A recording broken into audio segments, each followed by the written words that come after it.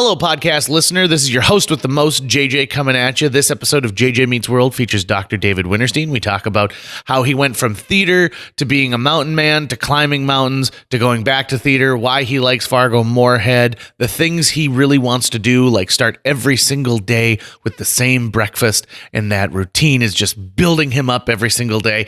And we get to talk a lot about really great theater and what it means to be a director. All of this, so much more. Plus, I'm going to tell you how to make your life better in the intro.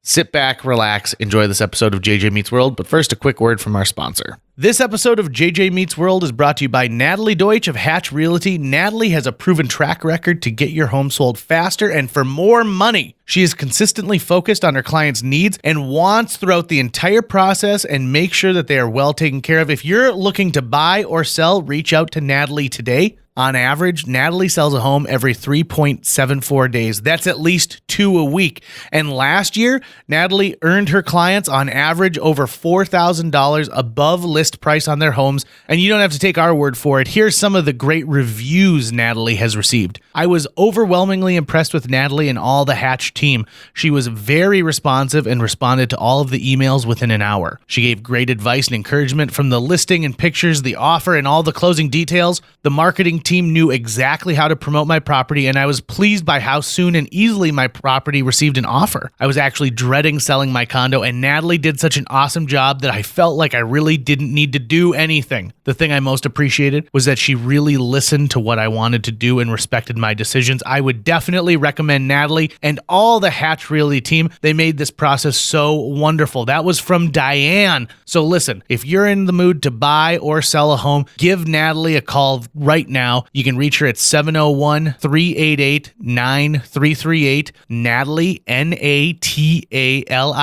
at hatchrealtyfm.com, or you can go to livefargomoorhead.com. That's livefargomoorhead.com and find out some information. Huge thanks to Natalie Deutsch of Hatch Realty for sponsoring JJ Meets World. 1, 2, 3, 4.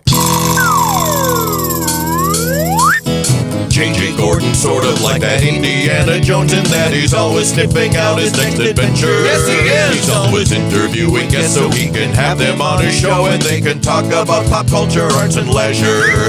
J.J. has his flag unfurled and he likes his french fries curled, and he's fun and then he twirls as he goes to meet the world. He will march into the rain even if his ankle sprained. Take a peek inside his brain. This podcast is called J.J. Meets World. We all do things we don't want to do every single day. We do them because that's what we have to do to be able to do the things we want to do later on. Here's my example. I don't want to go to work every single day and fill out reports and email someone about something that doesn't matter to me at all. But I do that because it affords to give me money to do the things I want to do, like take an entire weekend and all I want to do is podcast and listen to podcasts and buy an app that does podcasts really well. And I think that there are people out there who harbor under the assumption that if I work really hard, I will be rewarded for that hard work in letting me do the things I want to do. But I watch so many people take that path, and then what do they end up doing? Nothing. They end up doing nothing with it because they're so tired by the time the weekend rolls around, or they've got something big happening next week. The thing that drives me nuts about my life is I'm constantly thinking I've got to get through Friday. You know, for example, the day before we recorded this podcast, I had a lot of stuff to do at my day job, and then I had to drive the entire way across the state to do a show, and then drive back that night. And then on the same time, I knew I had to get up early because I was podcasting the next day. And I thought, if I can just get through till Saturday afternoon, then I'll be fine. But that's not true, because once Saturday afternoon is come and gone, I think, okay, well then, the holidays are coming up, or I've got this trip coming. I've got this presentation. And so if you spend your whole life living for getting through to that next part, I think you end up missing out on a lot of great stuff around you. You really have to find the present moment pleasurable and worthwhile in some way. Right. Even when you're doing the things you don't want to do. I love going to movies because during that time, I get to be fully immersed in what's going on. I walk in, I've got my regular order. Except when Jill's asking, like, why is he doing that? I can't go to movies a lot with my wife. Yeah. We both love movies, but we both consume movies completely differently. And is she always having conversations during movies? Oh, no. Is that what it is? No, Jill is very good about not talking during movies. Okay. But Jill falls asleep during movies. Oh. Movies are nap time, It's you pop on a movie you've seen 100 times so that you can, drift in and out of it. And so we'll go to a movie and then she'll say she doesn't like it. And I say, but you fell asleep for like 15 minutes. Like, you can't judge it. Yeah. It's like saying, oh, I've got, I just had glaucoma surgery and then I went to a gallery opening and I didn't care for the art. You didn't get the full experience of what was going on. So this is my homework for the JJ Meets World podcast listeners is to, as Tucker said, be happy in that present and think about what you're doing right now. If this podcast is a way for you to zone out, fantastic. You're going to love today's episode because we talk with an insanely interesting man named Dr. David Wintersteen. Tucker's known him for a long time. I've known him for a smidge, and he's one of the founding members of Theater B. He is a theater arts teacher at Concordia. He's a mountain man. And if you've been general manly man. And if you've been listening to JJ Meets World since the beginning, you'll have heard him once before. He's in episode 5 with Rich Summer, who was one of the main cast on AMC's Mad Men, amongst a bunch of other stuff. So if after this episode you're craving more David Wintersteen, go back and check out episode 5. Yeah, and I put this as a personal challenge to people.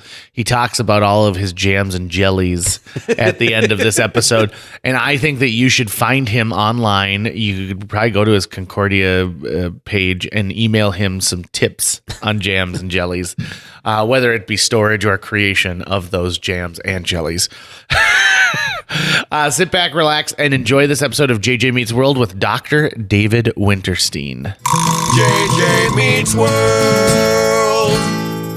Welcome to JJ Meets World, David Wintersteen, for the second time, I believe. This is the second time we've had you here. Mm-hmm. Since episode 5. Really? With Rich Summer.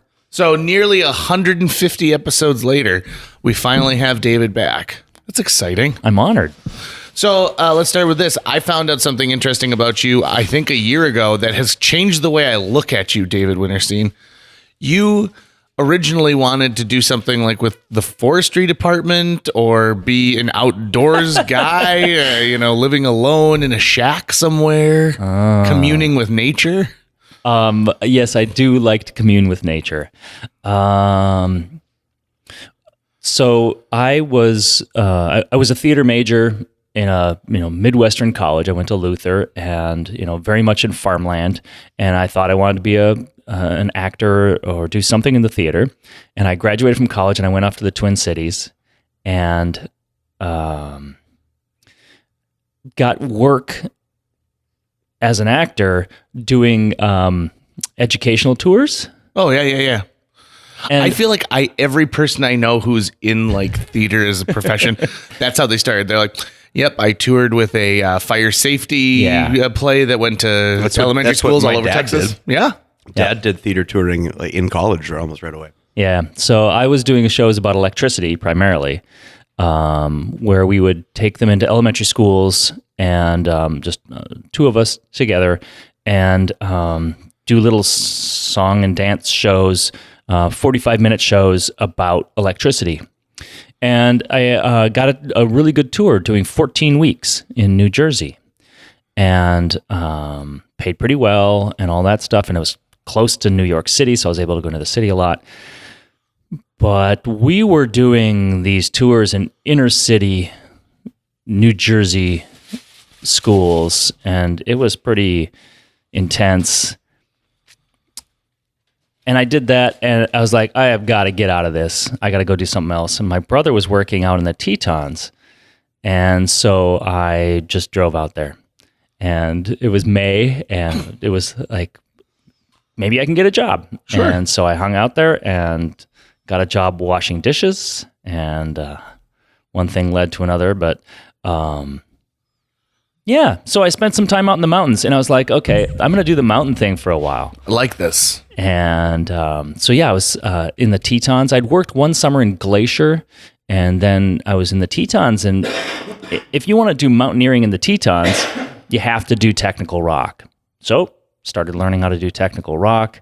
And Can you? What does that mean exactly? That phrase, technical rock. So if you go to climb a mountain, sometimes you can just like scramble up the mountain, right? It's just like maybe stairs, or it feels like that, right? At some point, it gets steep enough that if you fall, you're going to hurt yourself or die. And at that point, you need ropes and things like that. So that's when it becomes technical. I was a certified belayer for Excellent. like a year and a half, and then the thing ran out, and I was like, I'm not going to renew this. Yeah. Yeah. Have you ever belayed somebody? Look at me. Yep. Anyways, David. So I wanted to climb the mountains, and in order to climb the mountains, you have to do technical rock. So learned how to do that, started spending all my extra money on equipment. And then that winter, my brother and I went, and we were ski bums up at Big Mountain in Whitefish, Montana. Went back to the Tetons again. And so I had kind of abandoned doing theater and was doing the outdoorsy mountaineering thing and really enjoying it. But I didn't feel like I wanted to be a professional waiter, which was what I could see for people who were 10 years older than me.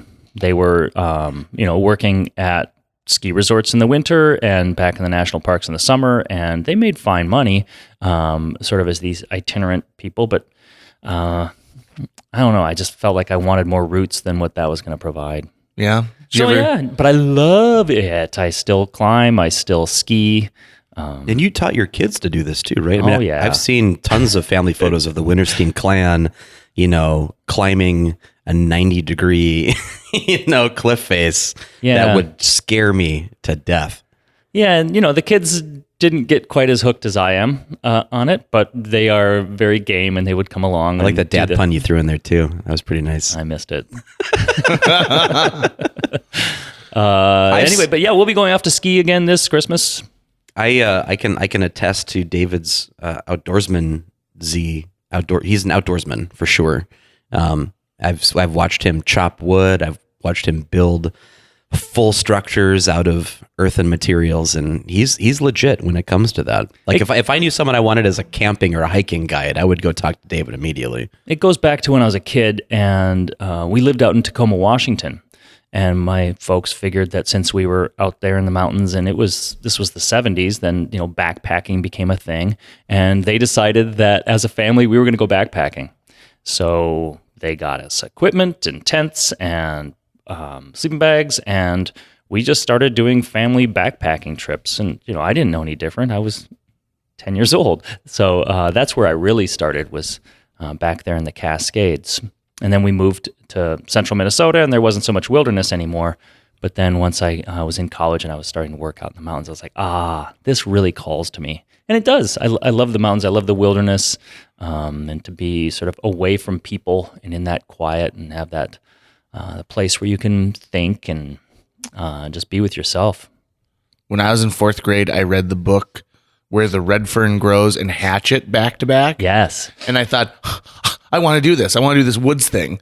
And so my mom got me a little tiny hatchet, and I cut down a tree in the woods behind our lake cabin, and it took me the better part of a month to cut it down with that little hatchet. Because what they make it look like in movies and in books are like 3 whacks and you're done. Yeah. Right? And it's timber. Yeah. And then you can just shave that down into a canoe, and then you're off and running. Yes. But that's not the way it is in real life. I feel bad for kids who've grown up on Minecraft who then go out and try to camp, where you hit a tree with your hand 5 times, then you've got 20 blocks of wood. Yeah. And that's all there is. I also think that we need to invent a new term in our society that is about it, because people use the word camping, but they're not really camping. Like if you pack there's a term.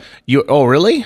What is it? There's a term. It's called glamping. Glamping. When people go glamour camping. Oh, like so they take their big RV and they bring go to electricity with them and all the You bring creature your generator and you string up your twinkly lights and you can make your slushy margaritas in your blender. That's glamping. Yeah, I see people tell me like, "Oh, what are you doing? For your vacation?" "Oh, I'm going camping." And I thought that's nicer than most hotels I stay in, and you can sleep more to it. But to me, camping is you use a tent. And it's not a permanent space of any kind. It's a temporary space, no matter where you are. And that's what I like about camping, is knowing that, like, tomorrow I may not be here. I may be someplace else. My father-in-law loves to go camping, and he loves to go fishing at some lake in Montana where it's a full day's hike to get to the lake. But his age is starting to show a little bit, and it's starting to get harder to get there. And so he found a young, like 20-something kid who also likes to do this. And he's like, "I'll show you the way and you just come with me." I imagine this kid carries the heavy pack and they go up there.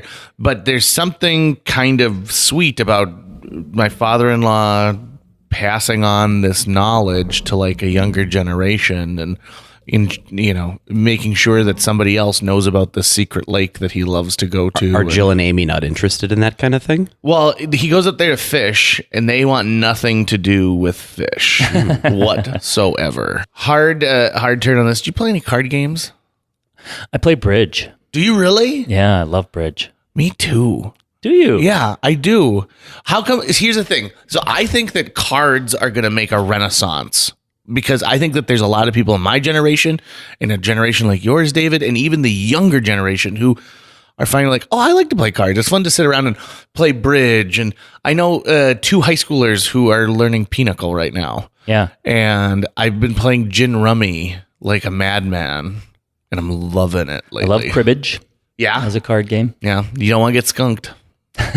Or double skunk. Right. My sister, when she and I play, she goes... when it looks like I might get skunked. Yeah. She's a real bee. That's siblings for you, right? Uh-huh. I mean, that's part of the fun. Is if you're going to play 50 games with somebody, then, there are times when it ebbs and it flows, right? So, right. Sometimes the cards come up in your favor, sometimes no. Yeah. So bridge, how often do you play bridge? My parents play bridge, and they taught us kids in order to have people to play bridge with. And out of my siblings, my brother will play occasionally, but kind of begrudgingly. I'm the only one who actively chooses it. And Carrie plays because I play, but she doesn't love it. I mostly play online. My wife will not play with me because I get too competitive. Oh. And I'm a horrible teacher when it comes to cards, because even while I'm doing that, like, okay, we'll do a practice hand. I want to win the practice hand. Yeah, that's being a horrible teacher. Yeah, horrible. But it makes me a really great teammate. Bridge is super complicated as a game, and there's, I think, literally billions of hand combinations. And so it's sort of, I don't know, I think it's just endlessly entertaining because there's always a new twist and a new challenge.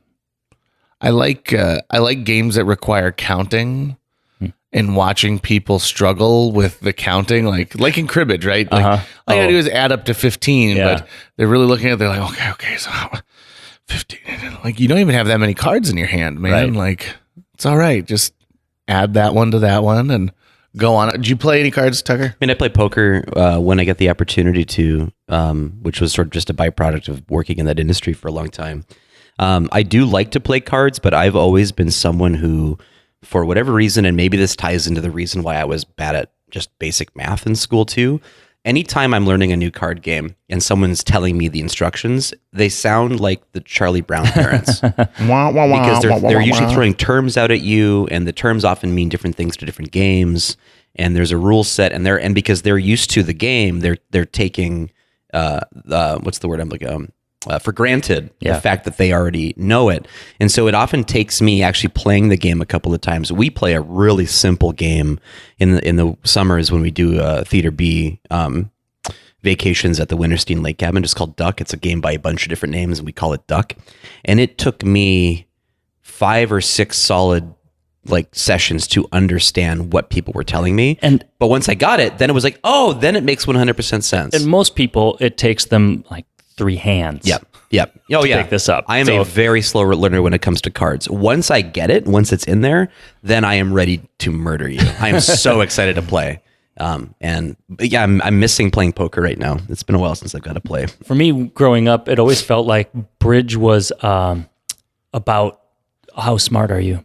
Mm-hmm. To feel like sort of a test of intelligence within my family. That's not going to give you any weird No, hang-ups exactly. at all, is it? But I feel like I've moved beyond that. I don't, I can win, I can lose, I can make mistakes, and it doesn't, make me feel bad. For a kid who never played any competitive sports outside of 8th grade intramural basketball, I am incredibly competitive. And it's a horrible personality trait, I think, to be really competitive.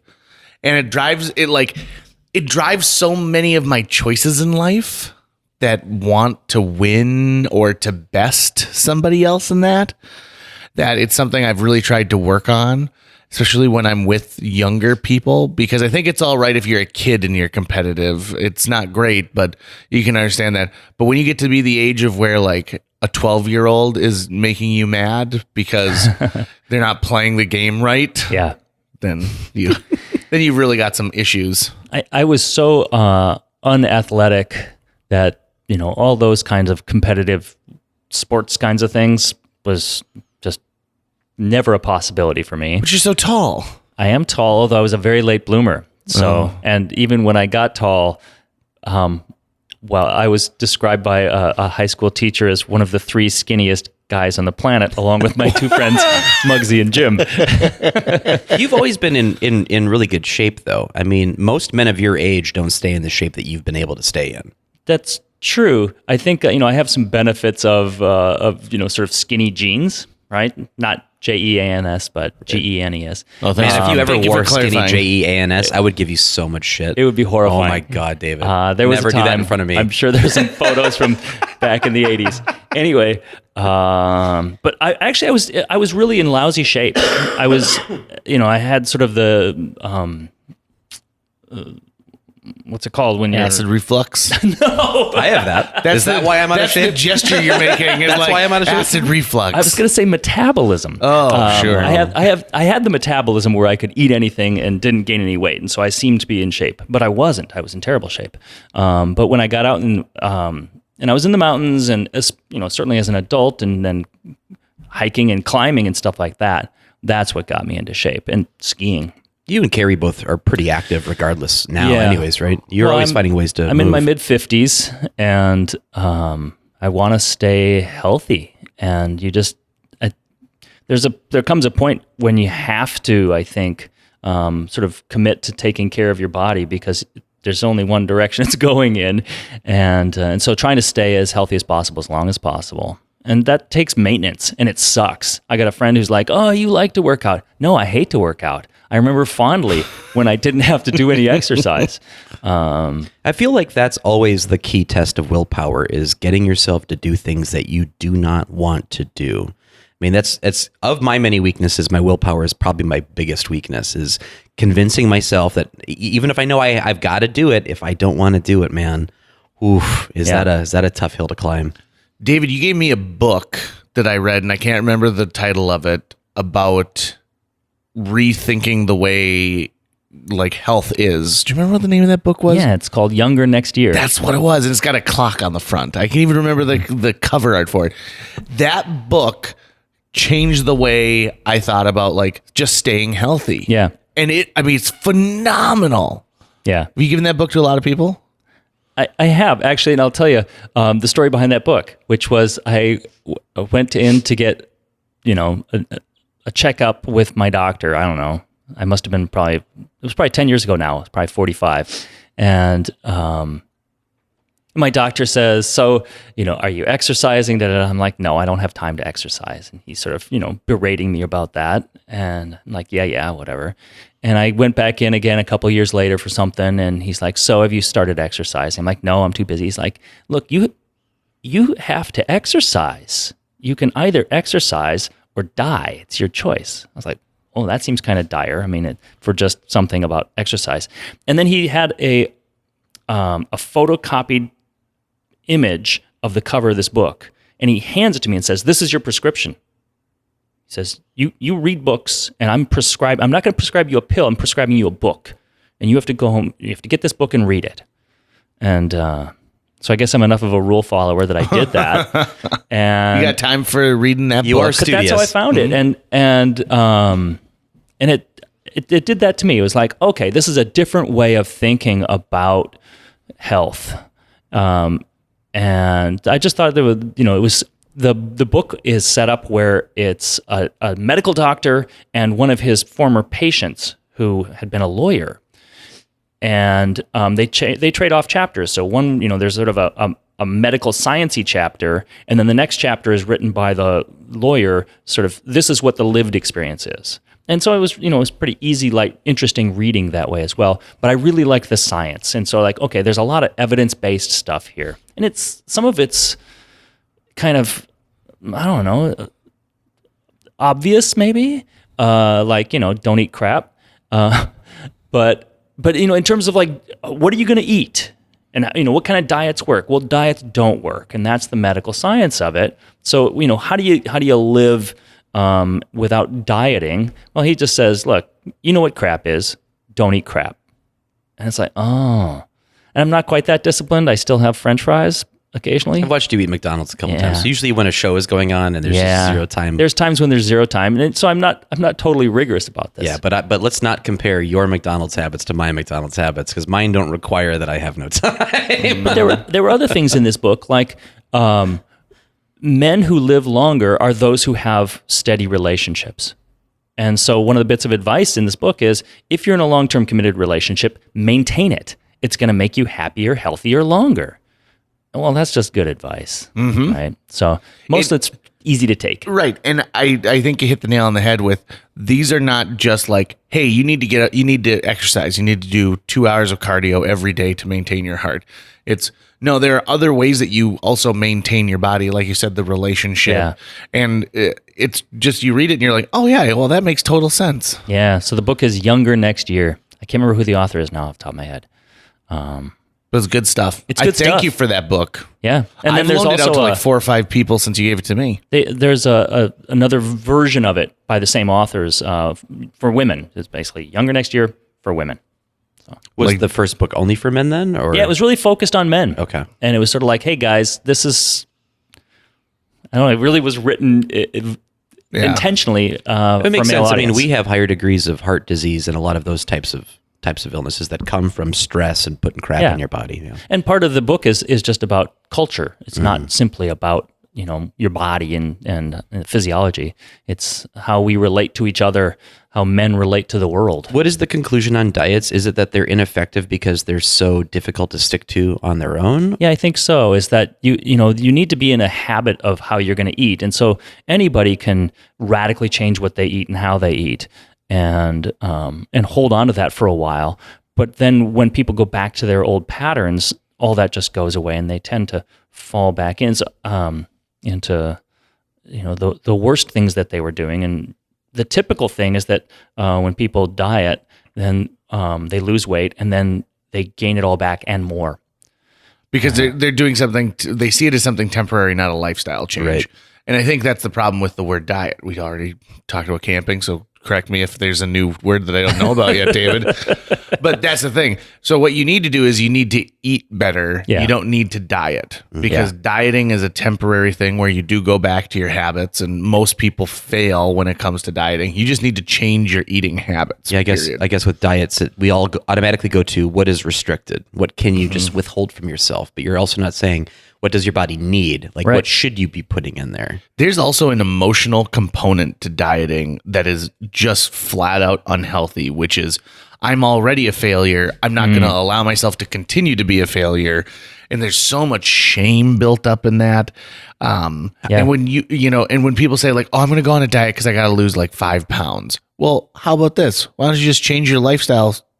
Like in some small, amount. You don't need to go 100 degrees. You can go 1 degree, and you can find a great way to lose some weight, and you'll maintain it with that. So the don't eat crap thing works really well for me. Another one is heard something about when you're, I'm an omnivore. I eat meat, and when you're eating meat, your portion of meat should be about the size of a pack of playing cards.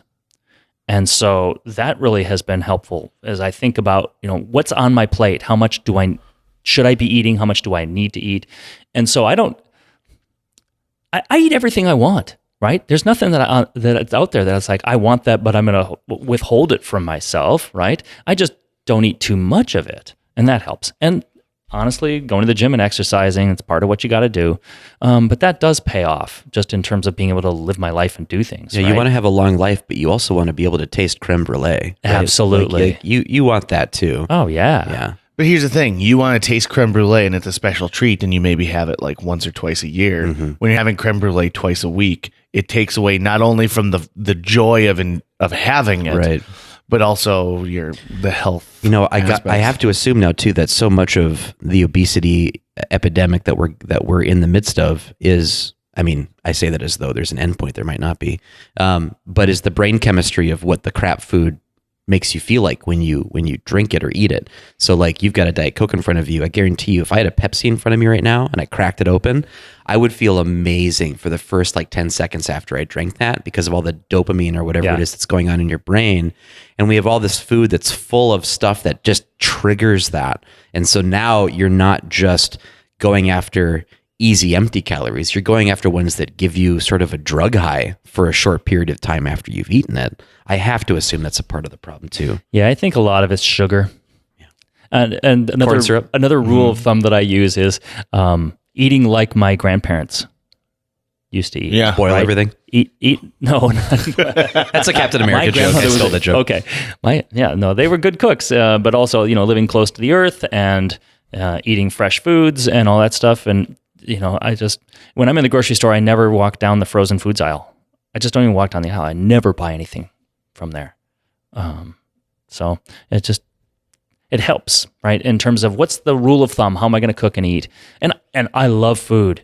And so you're a great cook too. And so part of that is that, I'm going to make, I like good fresh food. And so I've learned how to cook well, and that means that I can eat well. There have been many benefits for me becoming close with the Wintersteens. One of the more, within the past couple of years, recent benefits has been how they've changed my coffee life. Because they turned me on both to the, I forget what the device is actually called, where what it's doing, where it's just making the concentrate, the coffee concentrate. Yeah, Carrie calls it a toddy, I think. Something, I'm not quite sure what the actual term is for it. But it's cold press. It's a cold press, so you're making a concentrate coffee that you're then putting in like a third of that and then 2/3 hot water for your coffee. But then also his buddy Muggsy, who he mentioned earlier, they have a coffee subscription through Muggsy. Yeah. It's the most amazing coffee I've ever had. I keep saying I'm going to start my Muggsy subscription. I swear I'm going to do it. It tastes that good. Yeah, Muggsy's Beans, and he's in St. Cloud. Oh, so good. I think you can find him online at muggsy'sbeans.com. I love that you know a Muggsy. I don't know anyone else who knows a Muggsy. No, I don't know any other Muggsy's, but this one. I'm guessing that's not his Christian name. Correct. He was born Patrick, and I met him when I was a freshman in high school. And the story I heard was that as a baby, all babies kind of look like Winston Churchill, right? Yeah. And so his older siblings or somebody thought he looked like a little gangster. And so Muggsy Malone. And so they started calling him Muggsy. And even his mother wouldn't call him Patrick. That's and maybe awesome. unless he was in trouble. I don't know. But so when I met him, I knew him as Muggsy. It took a year before I learned his real name. Have you ever gone by Dave, or has it always been did. David? Yeah. I was at Dave all the way through high school and up through a couple years of college. I was a junior in college, and I spent my junior year abroad in England. And I don't quite know why, but maybe the British friends that I made, I introduced myself as David pretty quickly, and I don't know. In that year, I switched from being a Dave to being a David. So I've got college friends who still call me Dave and high school friends who call me Dave, and I don't mind it, but I always introduce myself now as David. Never even thought of that. I've never once called you Dave, nor have I heard anyone call you Dave. It happens sometimes, particularly when I'm working with people who are blue collar, right? If I'm working with maintenance folks at the college or something like that, they'll call me Dave. Or sometimes when I'm working in a noisy environment and somebody's got to shout at me like, "Hey, Dave, here's a hammer," right? They'll, that sort of is a natural thing, I think, for people to shorten your name down. But no, I introduce myself as David now, but yeah, I was a Dave for a long time. I always find it interesting when somebody has like a I don't know very many Richards, but I know a lot of Riches and Dicks, and nobody goes by the full on Richard. My father does. Does he really? Yep. He was a Dick for years and years and years. And the cultural way that name has transformed, I think, changed for him. And so about 10 years ago, he basically said, I want to be called Richard. Put down his hand at bridge and said, "Everyone, I have an announcement to make." Kind of. And then Carrie and I were talking about this later, and she says, this is going to be a little tricky, for me to start calling him Richard. How's it going to be for you? I said, well, I'm just going to keep calling him Dad. Do you ever think like, gosh, I wish I were in a bigger market? Or do you really enjoy the fact that you've brought something special to a smaller market? Well, some of both. More often than not, I wish that Carrie was in a bigger market. I think that, I agree with that. She opted to although we benefit by having you two here, so I don't want you to leave, but I get it. And part of it was, having Carrie did her master's in Pittsburgh, and we lived there for a couple of years, and I was out in New Jersey, and the pace, the life of big East Coast cities just weren't for me. And I really missed the mountains and the wilderness. And so my concern was that if we landed in New York, that I just wouldn't be able to access wilderness. And it's part of the problem of living here in Fargo-Moorhead is we're a long ways from wilderness, right? We're in a rural area, but it's all farmland. It's not actually wilderness. Once I discovered that what I needed to be doing with my life was being a college professor and a teacher, then you have to go where the schools are too. And so, I'd love to live in Wyoming, but Wyoming has one person per square mile, and it's just not much of a population. They've got, I think, just one institution of higher learning, the University of Wyoming, right? So the wilderness areas that I'd love to live in, they are not big enough either for the schools or for a real market for Carrie. So this was a good compromise in terms of landing here in Fargo-Moorhead, being able to get in the car and get to the mountains pretty quickly if we wanted to, steady job and all that stuff, and a big enough market. And we made it work for Carrie in terms of starting a theater and planting that and letting it grow and giving her an outlet, a place to work. Let's talk about your career a little bit. So You're an educator. I am. And you must love it because you're there, or you've got tenure. Yeah. Yeah, a little bit of both. Oh no, I would have quit doing it long ago if I didn't love it. Well, good for you. Oh yeah. No, I don't think that most people have the strength to do that. I think a lot of people say, I need a damn health insurance because I haven't been taking care of my body and I got type 2 diabetes now, and I'll wait until something better shows up. Yeah. But you're never going to look for something better. Yeah.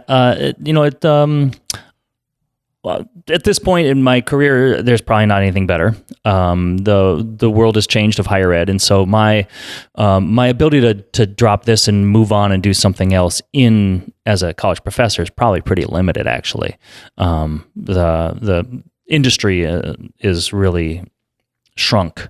And it's kind of on hard times. And is that mostly because of enrollment is down, or is it like a lot of confluence of things? It's a confluence of things, but part of it is just the population ebb and flow. There are just fewer students now than there were 10 years ago. It's just the way the country's population is and how those demographics play out.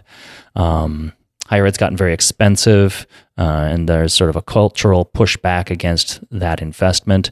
And government has both increased the amount of regulations and things and reporting that colleges have to do, so they have to hire more administrators to do all that paperwork. And at the same time, government has not increased grants and funding for higher ed. So it's kind of on hard times. For all those reasons, it's good that I'm where I am and I can take on some leadership roles and help support others who are coming up through the ranks and things like that.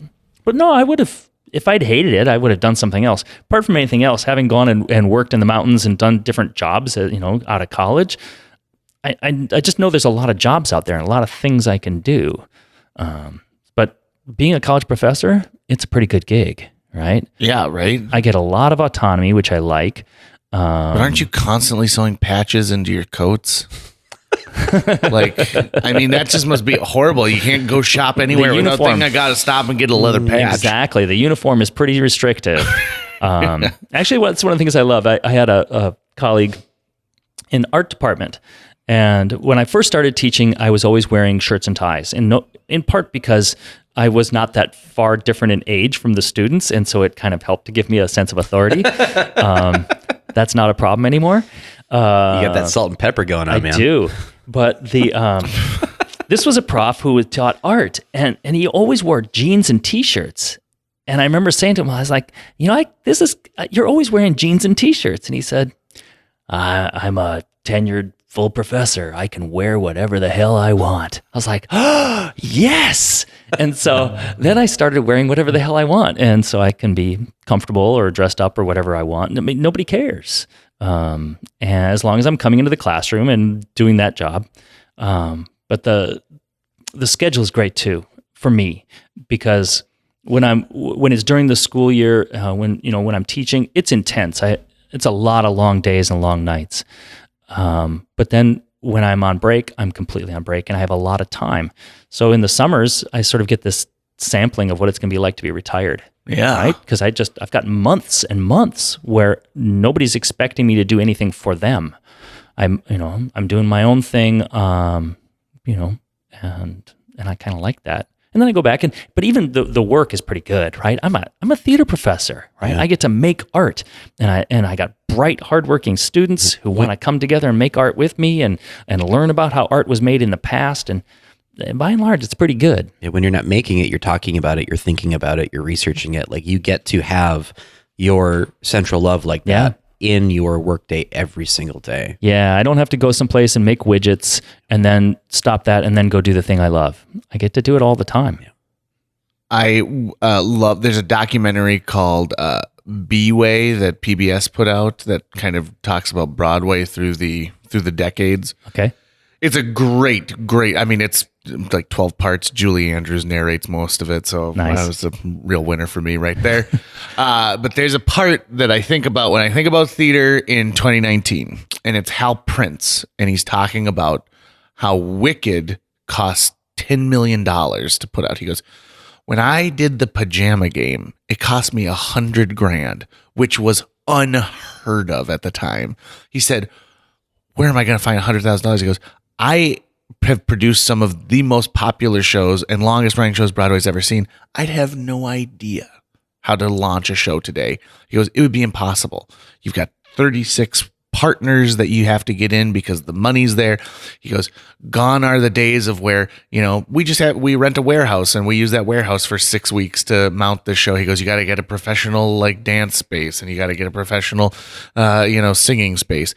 And I think that in one respect, I was really spoiled because at Fargo South High, we had amazing, we had a full tech director. Sure. We had Mrs. Stark took great care of us, and we had a huge theater that sat almost 700 people.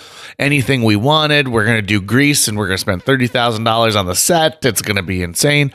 And then when I went out into the real world and I saw how people were producing theater in small houses, and they're like, we're hoping to spend $500 on this set, but it might not happen because we've got rent to pay. Yeah. Do you ever remind your students of that, to say like, hey, listen, this is probably the greatest setup you're ever going to have when you're doing a show, is being able to do a show in a college space where there are decent budgets and you're going to get, mic'd in this way and da-da-da-da-da. Because I see a lot of people who leave and all of a sudden they're like, well, what do you mean I have to project? Don't I get a little countryman mic and, and some duct tape for this? Part of what we have at Concordia is we've got two different spaces that we work in. So our main stage space is a beautiful proscenium, 400 seats. Very, it has a bigger feel to it. But we also have a black box. And so I do talk with my students about that, is that the black box is the kind of space you're more likely to be working in than in some big Orpheum size venue. But no, I don't crush their dreams and say this is the best it's going to be. Oh, I'm a dream crusher. I had a kid in Linebenders once who told me like, oh, this is my plan is I'm going to, spend 2 more years of college and then I'm going to put together my audition tape for SNL and then da-da-da. And I'm like, that's not how it works. You don't just get to send in a tape. They scout you. You should have moved a year ago to LA or Chicago or New York. And what are you doing?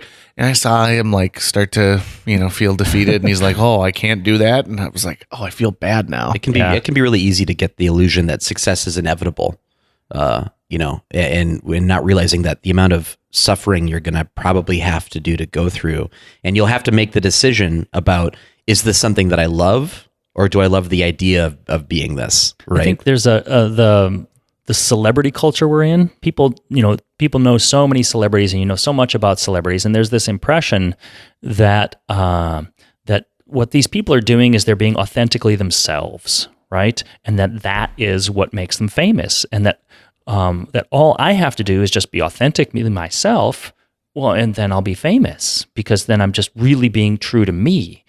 And the reality is that in the performing arts, whether it's on stage or on screen or on TV, it is the furthest thing from being real. It is so crafted. You have to hit your marks. You've got to, in film and TV, you have to come to this certain spot and you have to do the same thing exactly over and over for shot after shot after shot, just super precise. On stage, you have to stand in a certain way and speak in a certain way in order to be seen and heard. It's completely artificial. And so the notion of an actor simply being authentically themselves and then that's enough is completely false. It's super hard work and it's an incredibly tricky craft. And so what I sometimes see is young people who like the idea of being famous, and it sure seems great because then you're just rich and you don't really have to work. They don't understand just the amount of work that goes in, and that's the difference, right? How do you get to Carnegie Hall? Right? You practice. Yes. Right. And it's certainly true in theater as well as music. But like what you're seeing on Instagram, that's not real. Right. That's not real. That's someone curating what they want you to see about them. They have complete control of that thing that's going out there. And the best acting in the world, when you see it, it gives you the illusion that it's raw and true and honest. But that's because they're that good. Yes. Right? When Catherine O'Hare turns in a performance and it feels like she's just being herself, no, she's not being herself. She's being a finely honed genius of an actor who got there because she worked her ass off and committed herself to getting to that place. And she gets every word exactly as scripted, when she's working on scripted stuff. And she hits her marks. And, we need to do that shot again from another angle. Well, if you were holding the cigarette in your left hand, you have to keep that cigarette in your left hand. And if you take a puff on the third word, you have to take a puff on the third word. It is so precise. Since you mostly have been directing now, most of your career, I would assume, has been directing theater. Yep. It's really easy for actors to go, here are some actors that I admire because they're up on screen or on the stage and you can point at them and see what they're doing regularly. Have there been heroes of yours in the directing space, either in theater or film, that you look up to or felt that, their work influenced you in some way? I can name a couple right off the top of my head. Anne Bogart is one, and I was able to go and train with her and do some devised work that then she responded to. And I've seen some of her work with City Company. Trevor Nunn is a British director, and I've seen several of his things when I've been able to go to London, and just the movement of the actors, the ebb and flow of the shows.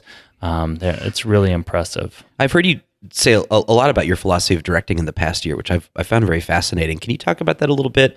You opened with a couple times now how the director's job is to sort of take the place of the audience. Yeah. Stand in for the audience before the show is up. Yeah, I think that's a really important way to think about it. Part of what a director does is envision a play, and most directors, most of the time in the theater, we start with a script. And so you have this thing that's just words on the page, and when you read it, you have an idea of what this thing is going to be like in performance. And you don't have to have every detail in your head, but just sort of that feeling, oh, this is a thing, and it's going to this is how it's going to feel, or this is how it's going to come across, and then you build it. It's a making thing, right? Where it's like building a tree house or something. You have this idea of what it's going to be, and then you bring together the materials and you put it together, and then you have this thing. But yeah, so it's about pulling together resources in order to make the thing you want to make, and then you keep on working with it and refining it, trying to get it closer and closer to that sort of platonic ideal in your head of what would be the best show ever, right? And so it's like when it's running really well, there's a sense of just like refining moments. You can watch it over and over and over again. You talked about, seeing Catherine O'Hara, and you can watch this over and over again, and you're going to laugh every time. If a moment is really good in a play I'm working on, I will laugh at it every time, genuinely. And it's a show I want to see. So that's part of it, is that if you think about a show that you're kind of like meh about, maybe you went to see it and you I don't know, let's say you went to see Cats and you're like, meh, I don't really care about cats. Well, for God's sake, don't direct Cats. Unless you watch a show and you go, well, that production was kind of meh, but I can see there's something in here and I really want to do this show because I can see what would make this a great show. And then that's really exciting. And then you build that great show. But yeah, you're standing in for the audience, and ultimately what's going to happen is you're going to get done with rehearsals and the audience comes in and you hand the show off to the actors to interact with the audience. What are this might be too broad of a question, but what are some really necessary skills for an effective director to have? A lot of people, there's sort of that famous Ira Glass saying about your skills not reaching the level of your taste. And so many of us feel like we've got good taste, and so many of us do. And then oftentimes we assume that translates into, well, that means I'll be a good director for the show because I've got the vision and the taste of what it needs to be. But what are some really necessary skills that if someone out there wants to become a director of anything, they need to cultivate? I think anybody can have a vision. Anybody can have taste. The thing you have to be able to do in the theater as a director is you have to sit there and pay attention to mediocre work. Because when you start, it's not the thing yet. There's all kinds of problems and people are figuring things out. It's not a thing yet. And you have to be in the room and not do anything else, but just sit there and watch this thing that isn't right. And then make some suggestions for how to make it better, and then watch as the actors do it again. And it's still not right. I mean, it takes a long time. It's 100 hours of rehearsal to put up a show. And oftentimes, a lot of those hours are watching stuff that the wheels are falling off, or it just, you've made mistakes. It's like, okay, I thought this was the direction to go in, and it's not working, right? You have an idea and then you implement it, and it's like, oh, okay, that stinks. And you have to have some intestinal fortitude to just stay there and watch it, even when it's rough. And I think that's a cultivated skill, and not everybody can do that. Sounds similar to kind of parenting in a way too. Where sometimes you just gotta this is rough right now, but I can see where we might be going. Yeah, right. Someday. Be like, everyone's got to have a goth phase, right? My parents have had that thought about me a couple times. I guarantee you. We do. We actually talk about Theater B. Carrie and I do in some ways like that. That this is our, it's a third child that has its own needs and demands. And that third child is almost 18. Yes, exactly. Years old? It's going to be grown up, and it can leave the house. What do you think as far as something that you haven't done yet that you'd really like to do? Something that's on your bucket list theater-wise? Is there a role that you've always wanted to play that maybe you're aging into at this point? Or a show you've wanted to direct, or a type of show that you haven't had a chance to do yet? That's a great question. I guess I'll answer the acting part first. I'm actually, I haven't done a lot of acting since I got my degree in directing and really sort of took on directing. I've done some, a role every couple, 3-5 years or something like that. Acting continues to not be my great passion.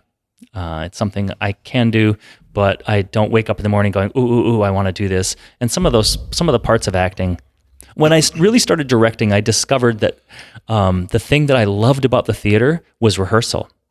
As an actor, I loved going to rehearsal. I loved the camaraderie. I loved the creativity and all that stuff. And performing terrified me. And as a director, I got to be at every rehearsal, and I didn't have to perform. I got to hand that off to other people. That's a good way to think about it. Oh, it's the best. And so I'll occasionally do act. A couple years ago, I did a summer stock show in the Black Hills, and kind of signed on for it without having read the script. And it turned out I had the second biggest role, and it was just a lot. It just felt like a lot of pressure, a lot of Directors don't have to memorize lines. Directors don't have to memorize lines. You have to go to every rehearsal. You have to be in the room and pay attention. You have to make decisions. You have to have taste. You have to have opinions. You don't have to have good taste, but you have to say, it's going to be this, not that. You also have to have the ability to communicate, though. Yeah. I think that's got to be the other major piece of the puzzle. It's not just being in the room and paying attention, but being able to effectively communicate what you are talking about with people. Correct. And to listen to them too. And some and leadership skills. You have to pull together a team. It's a team art. And the director is looked to as the leader. And so you have to be able to lead and take that on. So anyway, I don't know if I got acting roles that I'm like, oh, I'm itching to do this. The notion of taking on a role where I have 2 scenes and 10 lines, perfect, right? I would love that. I'm less interested in, I've got to play Lear before I'm done. No, thank you. And then in terms of what's on my bucket list for directing, having because I get to direct at Concordia and I get to direct at Theater B. I don't have stuff that I'm like, if only I can do this someday. No, I come across scripts that I want to do, and I get to do them. There are a few scripts that have come across that I haven't gotten to do at the time, and now I feel like they're gone, and that's okay. One of those is Edward Albee's The Goat. It won Pulitzer Prize in 2002, I think. Just an incredibly intense script. We talked about that for a while at B. Yeah, and it was relatively early at Theater B when that became available for us to do, and the ensemble sort of passed on it, said, nope, this isn't the right show, and here's this other show, we're going to do this show instead, and then another year goes by, we're going to do this show instead. And sort of the cultural moment for that play, to me, felt like it has come and gone. Maybe it'll come back again, and if it does, I'd be excited to direct that. One of my favorite shows at Theater B was one that I got to help with backstage called Sylvia, in which you played 3 different characters. Yeah. And I remember watching that show for the first time, and it dawned on me, I'm like, David's in a show with his wife, but his wife is married to another man in the show. And I thought that was funny. Like, to think like, you guys are married, so you should play the married couple because it's so natural, but that's not acting. Yeah. The 3 characters. I played one of my 3 roles was playing, Carrie's female best friend. Right, yeah. Which is one of the best drag scenes I've ever seen in my entire life. I really loved watching you come up with 3 completely distinct characters, because that has got to be just a ton of fun in a show to know that I am not James the whole time. Yeah. I'm James, and I'm Dr. Terry the ambiguous, am I male or female? And then the full-on best friend of this, because you're a tall, masculine man. Well, thank you so much. But I remember one time like watching it, just one of the flourishes you had was so on point. I'm like, he could just walk into Dynasty right now and be a main character. Okay. I think I make a pretty hideous woman, but yeah, but you owned it. I did. You really owned it. Part of it, because in something like that, there's an overt theatricality, right? There's just everybody knows when I'm coming on as Phyllis in that red dress that it's the same guy who just was playing this other role, right? And so there's no the pressure kind of is off in terms of being real, right? So then it's opened up to be theatrical, and I'm more comfortable in that world. And so rather than trying to completely finely draw this character, I could play big and broad and have fun with it. I don't know. So yeah, that was a lot of fun and a great show and just a beautiful script. Yeah, that was a very fun show, and it's fun to get to watch you work in something like that. And I think people who've never done theater don't realize how much fun it is backstage. Well, like I said, that's what I got into it for, was the camaraderie. It was the people and the fun we have. And if that meant I had to go out and do it in front of people, okay. But I really wanted to. I have more fun being a dresser backstage when we did Tuna Christmas with Perry Rust and Matthew Burkholder. That was so much fun. I was a dresser on that show, and we were flying around backstage because the actors were playing 40 different characters, and we had to be ready when, I can remember Matthew coming down the ramp into the backstage dressing room area, and he was in his stocking feet, and he would skid to a halt, sliding in front of us, peeling off the fat suit in order to get in. It was just this gross, he was sweating, and so this gross fat suit coming off of him and helping him to whip into a dress and a wig and get him back on stage again before the next cue. We had 30 seconds to do a complete character transformation. We're back there like, where's the purpose? And get go. It was kind of like being I think it'd be like being in a pit crew at NASCAR. Very much so, yeah. I think another thing too, though, is that especially on the level that we do theater in town, any theater in town, you're with people who love doing it. Yeah, I don't really think I've met many people who do theater just because I need the paycheck, right? Or I got to do this or do that. The reason you're there is because you want to be there and you love doing it, and that's infectious. Yeah, and I have met a few people who don't love it. And they can be really miserable to work with because you want to be in an atmosphere where you're being creative and positive. I was doing a Shakespeare in the Schools tour back in Pittsburgh, and I was the tour manager. So I was the driver, but also helping set up and helping navigate things with the schools that the grad students were going and performing their Shakespeare in the Schools stuff at. And we had some kind of a prop that broke, and I walked into the office of the TD, the technical director, because I needed to ask about, can I use this tool? I didn't need him to fix it. I was going to do it. I just needed to check in, and I'm going to use your shop and use these tools to fix this thing. And I walked in the door, and he looks at me and says, no. It's like, oh, dude, this is not, I haven't even asked for anything yet. And it's not funny. It's not a healthy atmosphere. And so part of what I try to do at Concordia is talk about, we're going to be a culture of yes. We can't always say yes, but we're going to start with yes. And if we have to say no, we'll say no, but we're going to start with yes. I always think I need to hear the full question before I make up my mind. And I don't think that people do that enough nowadays. They hear, I've got a paper that's due on Friday and I need to get in to use the printer. And you think like, I don't want to stick around here while you use the goddamn printer. And you let them finish and be like, so would it be possible to come in during your office hours and print this on Friday? And they go like, oh, yes.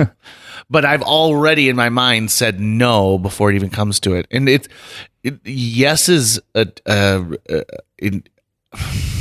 yes is a hard word for people to say, but I think no is a harder word to no is a harder word for people to accept. Whereas, you talk about like the dopamine, right? Like yes is opening a Pepsi and taking a swig of it, right? And no is saying, I'm going to leave that Pepsi there for a second and decide whether or not I'm going to open that Pepsi or if I'm going to have a guava juice. Yeah.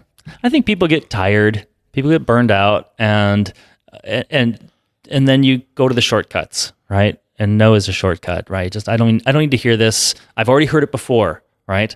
Don't waste my time with explaining I've heard this before when in fact you haven't heard it before. Yeah, I fail at this all the time, but I try to remind myself, especially in my grumpiest moments, to go, are you trying to meet this person where they're at right now? Or are you merely saying, my own crap at the moment is what matters to me, and so therefore I don't care what happens in this interaction right now. Yeah. The times that I'm at my worst are when I'm refusing to meet the other person where they are. I am a people pleaser, So I say yes even when I should be saying no most of the time.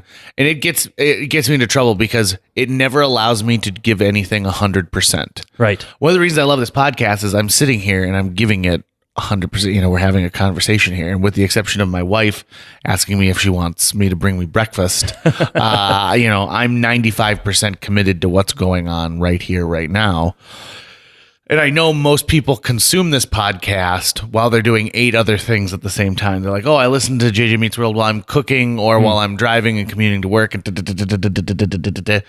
so it's nice when you're able to give yourself, but because I people please, I can never get to that part. I'm constantly juggling 6, 7, 8, 9, 10 balls. Okay, so this is something that ties together the mountaineering and the directing. Oh yeah, this is great. And that is when I'm doing either of those things, I can only be doing that thing. So when I'm in the rehearsal hall and I need to be paying attention, you know, I've worked with a director who would balance her checkbook. I've worked with directors who would have their Facebook up while they're directing. And I don't even have the script in front of me when I'm directing. I have the stage manager sitting with the script. I have a notebook, although it's best if I have an assistant sitting next to me. And so I can just say, and just lean over and say notes very quietly to them, and they're writing it down. I don't even have to look away in order to take notes and help move this thing forward. I am fully present in the room. Now, when I'm on the rock, if I'm doing some technical rock and you're looking at it and it's this problem to solve, how do I get up this virtually vertical face with just a few places to put my hands and feet, or it's going to be really rigorous and physical and I have to make a dynamic move. And I'm not going to die, right? Because I've got the ropes on, but the lizard part of my brain doesn't know that. And so it requires my full attention. And for the length of time that I'm climbing this thing, I'm doing nothing else. I'm really just there. So that's one of the things that those two parts of my life actually have in common. Similar also with skiing. If I'm at the top of a double black diamond and I'm going to ski down that thing, I can't be thinking about anything else. It's just, okay, here's the route. There's my line. I'm going to have to turn, and I get into it. And if I'm not fully present, I'm going to go head over heels and, get a face full of snow. Could you even draw a line to cooking to some extent for that, where if you're not fully present, you're going to let something burn, you're going to put too much pepper in something? Sometimes, yeah, sometimes no. It depends on what I'm cooking, right? If I'm doing something new or something that's a little fussy, then yeah, I need to be present. But, for me, part of my daily cooking routine is, there are some people who wear the same clothes every day, right? They wear a black t-shirt and jeans, right? And that's just every day, and they never have to think about what they're going to wear. That's how I'm about breakfast. And so I don't have to think about breakfast in order to make breakfast every morning. It's always bacon, eggs, and toast. And it's just, I don't have to negotiate. I don't have to think, is it going to be, I'm a breakfast eater, and but I will make fancy breakfasts on Saturday or Sunday, but Monday to Friday, it's get up in the morning, put the bacon on. When the bacon is cooked, you cook the eggs, and at the same time you put down the toast. And by the time the toast is done, the eggs are done, and you can sit down and eat. I just don't have to think about it. So I can be listening to the radio and doing other things while I'm doing that, because I've done it 10,000 times. Interesting. So you're a master of your everyday breakfast. I am and this is the way I was raised as well, right? We had hot cooked breakfast, and my mom would do a different breakfast every day, right? Because she would be pancakes one day and biscuits the next day and waffles the next day and, muffins the next. I mean, it was just, she really liked variety. So that's how she cooked. But for me, it was like, nope, I have to get people out the door. I have to get myself out the door, but I still want a good breakfast. You want to know a secret about me? I am not a breakfast guy. I will gladly eat breakfast. I love a good continental breakfast. But for the most part, like in my everyday, I'm more like, why isn't it appropriate for me to eat a cheeseburger right now? Yeah. And I can't tell you the number of times where I've had leftover spaghetti for breakfast. And I love it. Because for whatever reason, breakfast is that one meal of the day where I just can't even fathom having to clean up after it and get everything out and all these pieces. I love bacon. Yeah, it is really just a gift from the heavens. Yeah, I love bacon. It's so not politically correct. Bacon is bad for me, bad for the planet, but boy, do I love it. So good. Yeah. So good. But I can't bring myself. So I've got mad respect for you for being able to do that every single morning. Good for you. It's just, and at this point, it's just habit. And it's the path of least resistance at this point. Is just don't have to think about it. And just How many strips? 2. Well, I make 2 strips because it's one for Carrie, one for me. So 1 strip of bacon. Oh wow, that's some good restraint there. 1 strip of bacon, 2 eggs, and a half of an English muffin. What are you doing for your eggs? What do you do? What style? I generally just fry them. Yeah, just sunny. Over Over medium. Yeah. Carrie, if we're really gonna mix it up, maybe we'll do scrambled some mornings. But this is Monday to Friday, right? And then on the weekends, then I really do up. It'll be crepes or waffles or biscuits. And if we have the kids coming over or other people coming over, then then I'll put a whole pound of bacon into the oven, and everybody gets what you want and things like that. But this is for because I can get up, have a full breakfast, shower, get myself ready to go, in an hour. And I go to work having a full breakfast. I have a full breakfast in my belly right now. Good move. My mother at one point, and I thought this was so sad. So my dad had passed away, and my mom bought this little tiny electric frying pan. A little tiny thing, right? And it always sat out on her counter. And I finally was like, Mom, why you've got a beautiful pot and pan set. Like, what are you using this piece of garbage for? And she goes, it fits my 1 egg and it fits my 1 strip of bacon. And that's what I have for breakfast in the morning. And then I just wipe it out and I'm done. And I thought, well, God, that's so boring. But no, that was her morning routine. And she loved to get up and have something for breakfast. And there you go. Now, her thing, though, was she had a 4-slice toaster that she always had like the cream of the crop toaster because that woman loved her options. Like, is it going to be a bagel? Is it going to be an English muffin? Is it going to be thick cut homemade bread? So so you said half an English muffin? Yeah, we keep we can get the packages of whole wheat English muffins at the grocery store, and we just keep that in the fridge, and we can, it's sort of a sleeve of, I don't know, a dozen, something like that, English muffins. Sure, so 24 halves. 24 halves. That's it's a dozen days if we're splitting one, and it won't go bad in the fridge, and we can keep it in the fridge. And if we buy like a whole loaf of bread and just keep it out on the counter, we eat half of it before it goes moldy because we're empty nesters now and we just can't go through that much. But the English muffins are, they're good because they can get a little dried out in the fridge. But if you cut it in half and put it in the toaster, it's just as good as a fresh one. So, and what are you putting on your English muffin? Oh, well, that's where we really have the variety coming in. Because we ask the tough questions here in JJ Meets World. I make jam. And so I have in my pantry right now at least 4 different kinds of jam. And so we'll rotate those. So right now, this morning I had blueberry, and this is from, blueberries that we wild picked up near the lake up in northern Minnesota. But I got peach jam, rhubarb, apple butter. Nice. As well. And so you rotate through them. It's like, okay, when we get done with this jar of blueberry, then it'll be like, I'll go down to the pantry and look, what do I feel like? And maybe it'll be a jar of peach or maybe a jar of rhubarb. I'm really into choke cherry right now. Oh, choke cherry is so good. I had never been a huge fan, but lately I have been just choke cherry everything if I can get it. Yep. There's choke cherries that grow up by our lake, and my dad picks them, and Mom makes choke cherry jelly and choke cherry syrup. But I have not been there at the time of year when they're ripe. So I have not made choke cherry, but I love it. There's the bucket list item right there. David Wintersteen, you've been a great guest. Thanks for coming back. Almost 150 episodes later. Maybe we'll see you around episode 300. Perfect. I'll have something new to talk about then. If people are interested in what you're doing, theaterb.org. Yep. Best way to go check out what's going on at Theater B. And then, of course, they can check the Concordia website as well for productions that Concordia are being launched. Mm-hmm.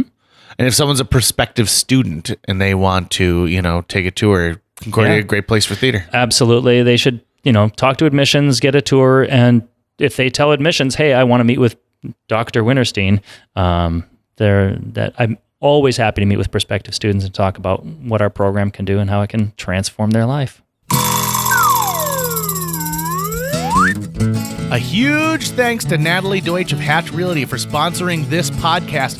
Folks, if you're looking to buy or sell a home, contact Natalie Deutsch today, because Natalie Deutsch is not only a previous podcast guest, she's somebody who's going to care enough to sell your property for top dollar. She's also going to find you the best price possible if you're purchasing a new home. Last year on average, Natalie earned her clients $4,000 over list price on their homes and sold them faster than the market average. On average, Natalie's selling a home every 3.74 days. That's 2 homes a week. Those numbers don't lie. Find out why Natalie is one of the top agents in this entire market. Get a hold of her today, Natalie at hatchrealtyfm.com. You can also call 701-388-9338 or go on to livefargomoorhead.com. That's livefargomoorhead.com. Read all of her amazing reviews and then listen to her episode of JJ Meets World. Thanks again to Natalie Deutsch of Hatch Realty. That's going to wrap it up for today's show. If you enjoyed this episode of JJ Meets World and would like to help us continue to produce 2 new episodes every week, you can donate to our Patreon. Check out patreon.com/JJ Meets World and donate today. Even as little as $1 a month can go a long way. Visit our website at www.jjmeetsworld.com or hit up our social media.